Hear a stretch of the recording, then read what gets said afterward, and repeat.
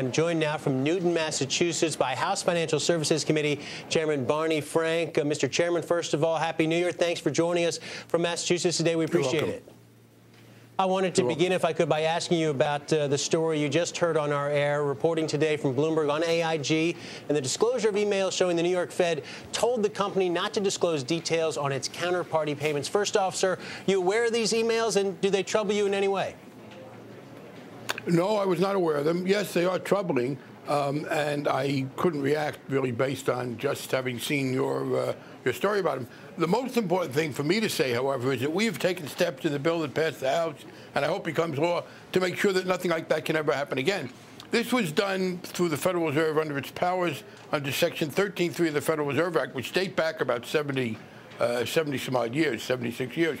What we did in the bill that passed the House was substantially to curtail that. Our bill says that the Federal Reserve will no longer be able to use its power to intervene and to help out financially specific companies. So we've dealt with that right away. Secondly, there has been some doubt with regard to AIG as to whether or not when the federal government steps in to try to avert a downward spiral because one company goes under, whether they have to pay off all the debts or none of the debts. That is, what the Bush administration felt, and we are talking here about the Bush administration, remember, they were in power at the time, they felt that they had the choice either to pay nobody, as in Lehman Brothers, and have a bankruptcy, and when that happened and it had very negative consequences, Secretary Paulson and Chairman Bernanke felt, when AIG then, a day or two later, went under, they felt they were really obligated to pay everybody, and it seems to me that's what we're seeing here. We thought that was a mistake. Now, under banking law, if a bank fails, there is explicit statutory power to pay the debts selectively only as much as you think you might need to avert a cataclysm. We specifically address that again in the bill we've passed so that they will not again have the choice that Bernanke and Paulson felt that they had last time, either to do nothing as in Lehman or to do everything as in AIG. Mr. Chairman, we have Congressman Roy Blunt of Missouri, one of the Republican lawmakers who's already weighed in on this situation, on our reporting today and on these emails, saying that the Treasury Secretary has some explaining to do. Would you agree with that? Do you need to hear from Secretary Geithner on this? Do you have confidence in Secretary Geithner? Yes, I have confidence in him. And again, this was a previous administration, and he was acting not independently, but as part of the Bush administration approach. And what I want to stress again is that the job I have, look, I'm not a prosecutor, and my job, I think, is to try and look at what happened, what the problems were, and prevent them from recurring. And as I've said to you, and there's really a third piece, because the bill that we passed also greatly strengthens auditing of the Federal Reserve. Now, it went a little further than I thought it ought to go, but I very much wanted to go part of that way. So once again, the whole power that the Federal Reserve used in that case is gone, and no federal agency will again be able to say, as the Federal Reserve apparently did then, oh, we have no choice, we have to have them pay off all the debts. So to the extent that there were problems in that AIG situation, we have taken steps to prevent their recurrence. And I think, as I said, that's the most important job that I felt I had. Now, looking into were they right or wrong? There was a debate. Did they have the authority to tell AIG to pay less than 100% or not? That's an interesting debate, but the important point to make is that we are making sure that that debate will never happen again, and that no comparable officials in any administration will feel that they have to pay off every single penny. Sir, one final question on this. Would you support the idea of hearings on this to find out who knew what and when? Oh, sure. All right. Let me ask you about the larger regulatory reform effort, because there have been developments even during this recess, as we mentioned, most notably that your counterpart over in the Senate, Senator Dodd, has announced he's going to be retiring from the Senate. And I wanted to get your sense. There's already been some handicapping here in Washington, how that might affect the regulatory reform process, the legislative process going forward. What's your take on that, sir?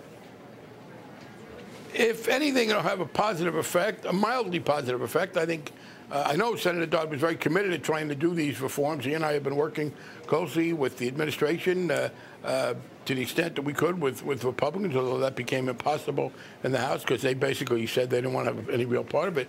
But look, you're not running for re-election. You got more time. And I think Senator Dodd was prepared to give it the time it needed before. But if anything, this will give him even more time. And what about the areas of differences right now, particularly areas of differences on the Senate side? I know that you and Senator Dodd agree on a large number of issues, but he's had differences with, for example, Senator Shelby over this Consumer Financial Protection Agency. It's been a key part of your legislation moving forward. Senator Dodd supports it. At the end of the day, would you be willing to support financial regulatory reform that doesn't include a standalone Consumer Financial Protection Agency? Well, first, Peter, I hope I won't offend you, but unless you have acquired a vote in the Congress in the last couple of days, I'm disinclined to negotiate with you. I do try to negotiate only with people who have something to give me in return. So, no, I won't negotiate. I have no vote. That is correct, the final bill. Okay, so to tell you now what I will or won't do in a certain situation, you know, as people understand, that's a negotiating posture that I couldn't reveal. I will say this, the Consumer Protection Agency, I think, is very important. And if people understand what we're talking about, if you think that the current bank regulatory structure, where regulators whose primary commitment is to the banks, and by the way, for people critical of the Federal Reserve, they should understand the major loser of authority, statutory authority, when we set up the Consumer Financial Protection Agency, will be the Federal Reserve. So I have some of my Republican colleagues telling me that they think the Federal Reserve has not done a good job, but oddly, they want to continue to make the Federal Reserve the single most important advocate for consumers, which I think is quite counterintuitive and not what the results have shown. So I think if people understand that when we talk about overdraft fees or credit card practices or all these other things, and the non-bank issues of payday lenders and check cashers, I do believe if the public understands what's at stake, that we're going to win it. Whether or not that is how it works out, no one can be sure. So there have been some recent proposals from outside even the Financial Services Committee and outside the Banking Committee to restore Glass-Steagall. I know you've had reservations about that. You've weighed in on this before, but is that an effort gaining momentum? And what would it take to convince Barney Frank that that would be an appropriate step? Well, I think what we have done is to put Glass-Steagall back into effect legally. Not I think, I know what we've done, on a case-by-case basis. Look, I voted against the bill that repealed Glass-Steagall. The Graham-Leach-Bradley bill that was passed. I thought that was a mistake. But you do have this problem. There are now institutions that have been formed subject to that legal authority. To insist that every single one of them be broken up, I think would be disruptive at a time when the economy is getting better but isn't fully healed. And forcing people to sell at times when valuations may be depressed, I think that would be pro-cyclical. I think that would add to it would retard the momentum. On the other hand, there are cases where clearly the agglomeration of different types of financial institutions has been a problem. And so what we did in the bill that we passed in the House was to give the regulators the authority to apply Glass-Steagall on a case-by-case basis. And that's what I think is the best situation. To do it across the board now, look, there are some, and by the way, people who blame the repeal of Glass-Steagall for everything are clearly wrong. AIG was not affected by Glass-Steagall. Lehman Brothers was not affected by Glass-Steagall. Other institutions were. So I do think that giving the regulators the power to break up institutions that have become problematic because of this excessive agglomeration is reasonable. But an across-the-board requirement to divest whether things are running well or not, in this environment in particular, I think would be economically counterproductive. Mr. Chairman, your committee's completed work on financial regulatory reform, yet you still have, obviously, a big year ahead of you with other issues. Fannie Mae and Freddie Mac, you going to tackle that in the committee this year? And what's your take on what should happen to them right now? Oh, absolutely. We've said all along that was key. Look, Congress waited too long to deal with Fannie Mae and Freddie Mac. I'm very proud that the first major thing the committee did after I became the chairman when the Democrats won the 2006 election was to adopt the Bush administration proposal for the reform of Fannie Mae and Freddie Mac. By the time the Senate got around to it, it was too late to avert the disaster. But clearly there has to be a sorting out. The model of a stock corporation and a public interest in trying to promote affordability in housing doesn't work well.